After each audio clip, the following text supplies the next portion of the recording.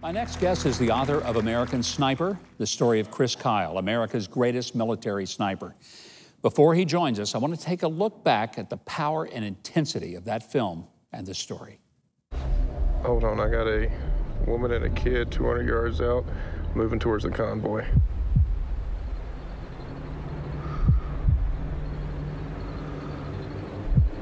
Her arms aren't swinging, she's carrying something.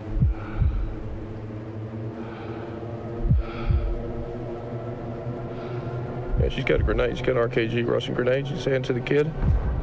You say a woman and a kid? You got eyes on this? Can you confirm? Negative. Your call. They fry you if you're wrong.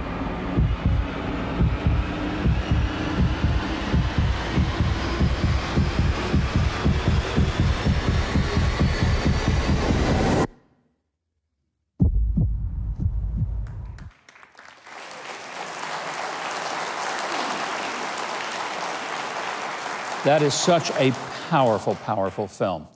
Well, my next guest is a writer, a lawyer, an avid outdoorsman, and someone who is concerned about our next generation.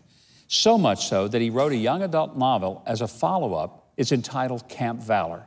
Here to tell us more, would you please welcome Scott McEwen. Scott, so good to have you here. Good to be here, Governor. The book and the movie upon which American Sniper was based was just stunning. But you're talking now through a brand new book called Camp Valor. And this is a book that is really speaking to younger people. So let's talk about, why do young people need to understand something about their country? And while American Sniper was all too true, this is a novel, but it is intended to capture that young audience. Yeah, I felt as if the genre of young adult was really more captivated by the left. And I felt we needed to have something that was patriotic, that really spoke to young people getting out there and doing something for this country at a younger age. And, you know, I wanted to do a book where it was fun to be an adventure, that got you outside, got you off the internet. And really the evil characters in this book as well are internet characters, which a lot of parents don't know that what their children are really looking at on that internet. I'm telling you, there's a lot of bad people out there. And that's one of the messages in Camp Valor, is to be very careful of what's going on. I mean, one of the things I found about the book is it's kind of like a young, modernized version of Stalag 17, where you have these misfit kids that just don't really belong. Many of them are in trouble, and they're recruited to help their government. Yeah, ultimately they become agents for the government, and they become, you know, kind of a younger force that can infiltrate bad guy organizations that maybe more kids are involved. And it's been really well received, I think, because kids really enjoy looking at it and kind of envisioning themselves doing these jobs. And the reaction that we're getting now on, you know, it bumped up to number 33 out of 8 million titles on Amazon. I'm thinking that's pretty impressive. The book is flying off the shelves.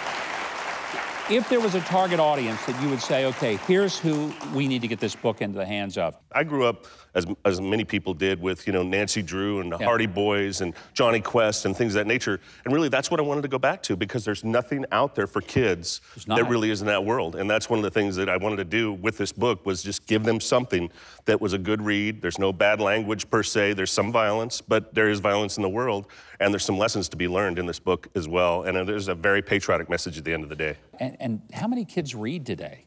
Well, that's exactly it. And there's an audience for it. I mean, unfortunately, kids are not reading. They're going and they're watching their TV or whatever else. And, you know, it's really kind of well received, and it's kind of like American Sniper. You know, we were told in Hollywood that American Sniper would never make any money, and it would never be received, that there was, you know, that maybe, you know, Bradley would have his red carpet day or whatever else, and everybody said this and that, and $600 million later, the entire country kind of received, I think, pretty well, and, you know, and it opened up a world for another genre there. Well, it was an amazing story and inspiring. You know, you'd think at one point Hollywood might get the message that Americans will go and support a movie like American Sniper that uplifts this country and the people who sacrifice for it. What they aren't supporting are the Oscars and the Emmys and the Grammys that seemingly are a preaching session telling us how bad America is, and the ratings continue to plummet. Will they ever learn? I don't think they will. And I want to say something, Governor, before we go tonight. I want to say how proud I am of your daughter. Thank you. Sarah. Thank you so much, Bob. Thank you.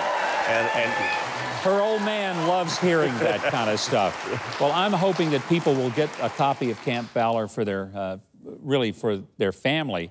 But I want to mention you've got a brand new book that's coming up soon, City of Death. It'll be released very soon. Tell us a little bit about this one. It's a totally different audience and totally different story. It is a nonfiction book about a Navy SEAL that joins a group called the Free Burma Rangers after doing 2 deployments with the SEALs and takes back Mosul from ISIS with the Free Burma Rangers. The most intense book, the most intense story, more intense than American Sniper is all I got to say, and it's all real, all real. He's shot doing it. Many of the guys in this group were shot doing it, but they were basically, ISIS made a decision they were gonna execute women and children that were trying to leave the city because their bomb cover was leaving with them. And these guys were going in and doing body snatches of women and children that were gonna be executed from ISIS and literally fighting them for their lives. I'm anxious to see the movies out of both of these, which I hope will happen. Thank you so much for being here. It's a pleasure. Thank you for having me on. Be sure to get a copy of Camp Valor for the young people in your life who could use some adventure and inspiration that will lead to the great outdoors and maybe even a little perspiration. It's available from bookstores, online, and in your community. And find out more about Scott and all of his other books at scottmcewen.com. It's on the screen, scottmcewen.com.